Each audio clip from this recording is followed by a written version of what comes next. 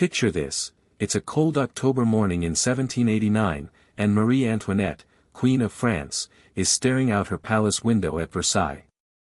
In the distance, she can see something that makes her blood run cold: thousands of angry Parisian women, armed with kitchen knives and pitchforks, marching toward her golden gates. They're chanting for bread, but they want so much more. They want her head. How did the most powerful monarchy in Europe crumble so spectacularly that within 4 years, both the king and queen would be executed in front of cheering crowds? The answer lies in a perfect storm of greed, inequality, and a financial crisis so devastating that it would reshape the entire world. The French Revolution didn't happen overnight. It was like a pressure cooker that had been building steam for decades, and when it finally exploded, it took down an entire way of life that had existed for over 1,000 years.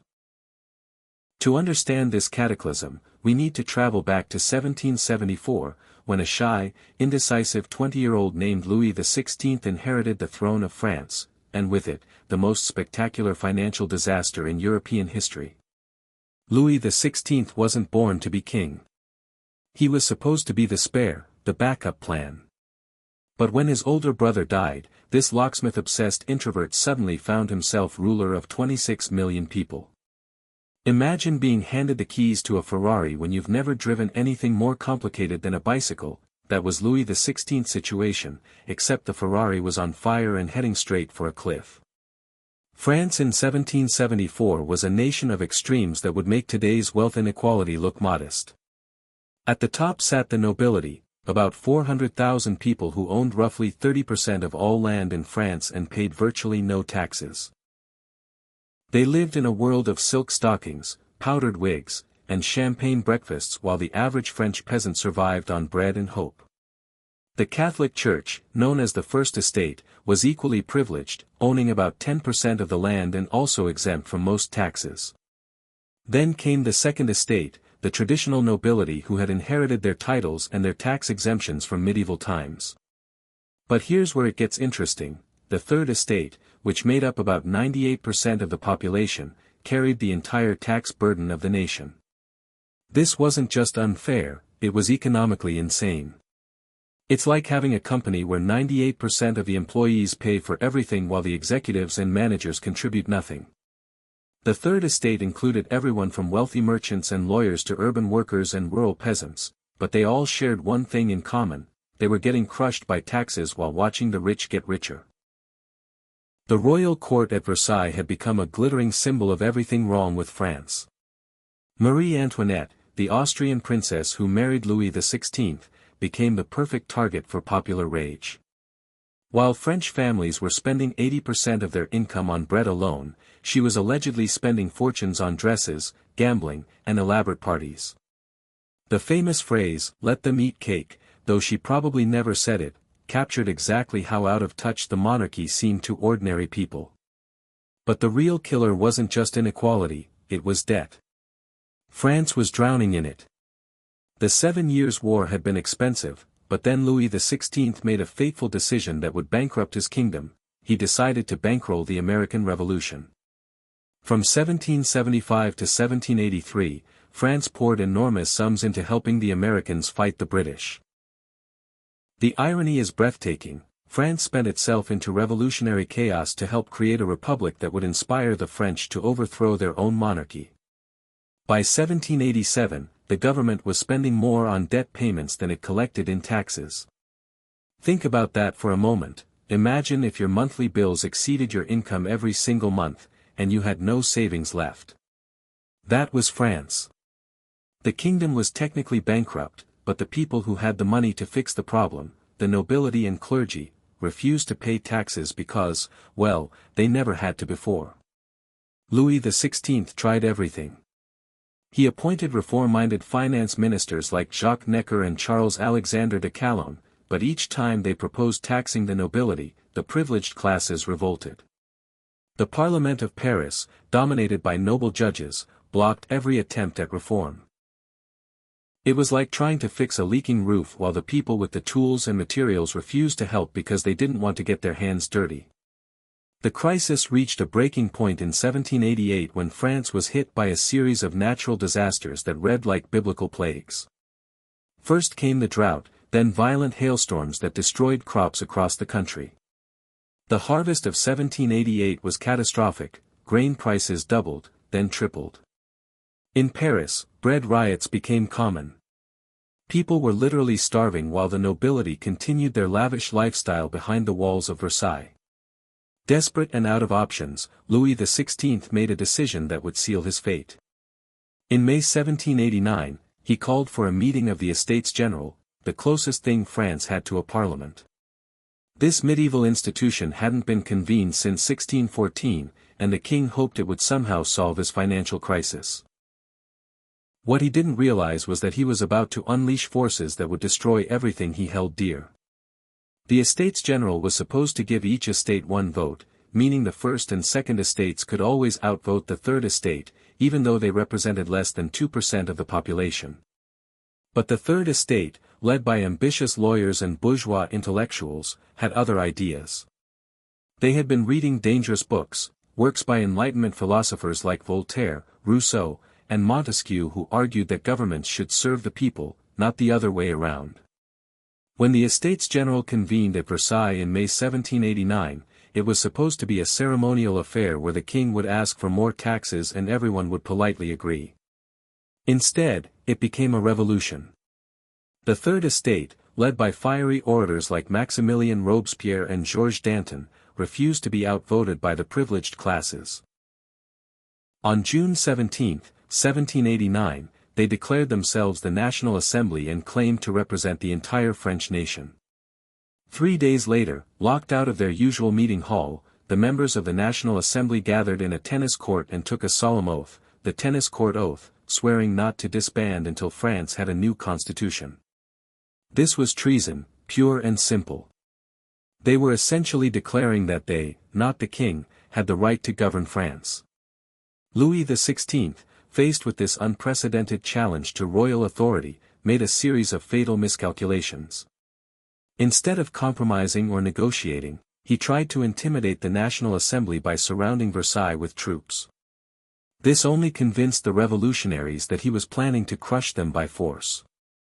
The tension was unbearable. Imagine a game of poker where the stakes are the future of an entire civilization.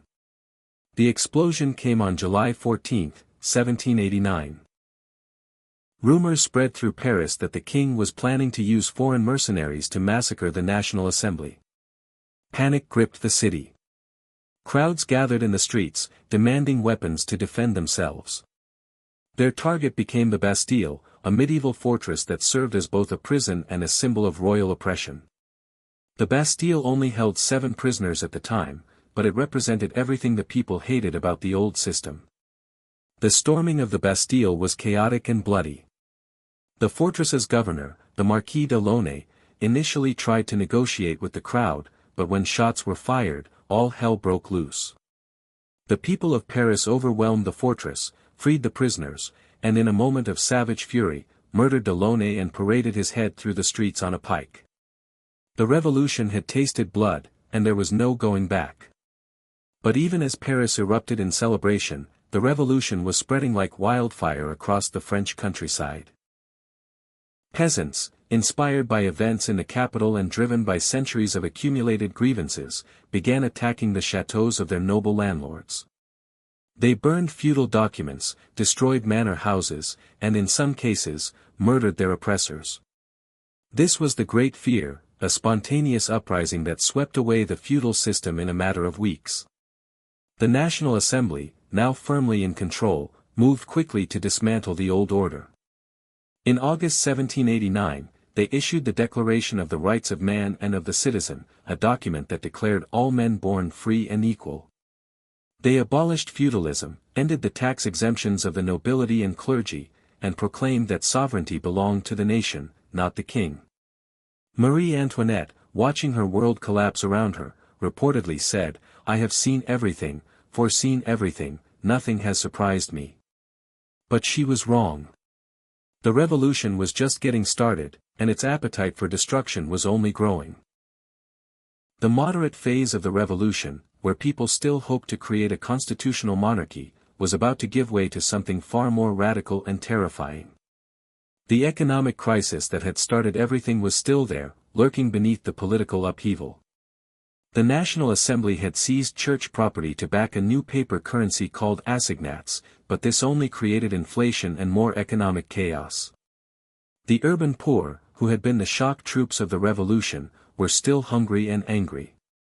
They wanted not just political change, but social and economic transformation. Enter the radical Jacobins, led by the incorruptible and terrifying Robespierre. These men believed that the revolution had to be defended at all costs, even if it meant terror, mass executions, and the complete destruction of the old social order. They saw enemies everywhere, in the nobility, the clergy, the moderate revolutionaries, even among themselves. The revolution began to devour its own children. The execution of Louis XVI in January 1793 marked the point of no return. The shy, indecisive king who had loved making laws more than making decisions faced the guillotine with unexpected dignity. His death sent shockwaves across Europe and ensured that the revolutionary wars would continue for decades. 9 months later, Marie Antoinette followed her husband to the scaffold, maintaining her royal composure even as the crowd howled for her blood. The French Revolution had begun as a financial crisis and a demand for fair taxation. But it became something far more profound, a complete reimagining of how society should be organized. It gave birth to modern concepts of nationalism, democracy, and individual rights that would spread across the globe. The revolution proved that ordinary people could overthrow even the most powerful monarchies when they acted together. But the revolution also revealed the dark side of popular sovereignty. The Reign of Terror, which saw thousands of people executed for the crime of being on the wrong side of political change, showed how quickly liberation could turn into oppression. The revolution that began with the noble goal of creating a more just society ended up creating new forms of tyranny and violence. The causes of the French Revolution were complex, but they boiled down to a simple truth: you cannot run a society where a tiny elite lives in luxury while the vast majority struggles to survive. The financial crisis was just the spark that ignited a powder keg of social resentment that had been building for generations. When people lose faith in the fairness of their system, when they see that hard work and merit count for nothing while birth and privilege determine everything, revolution becomes inevitable. Today, as we face our own challenges with inequality, political polarization, and economic uncertainty, the French Revolution offers both inspiration and warning. It shows us that change is possible when people unite around common goals, but it also reminds us that revolutions can spiral out of control in ways that their creators never intended. The men and women who stormed the Bastille on that July day in 1789 were fighting for bread, dignity, and a voice in their own government. They got all of that and more, but at a cost that would echo through the centuries. The question we must ask ourselves is, what are we willing to sacrifice for the promise of a more just world?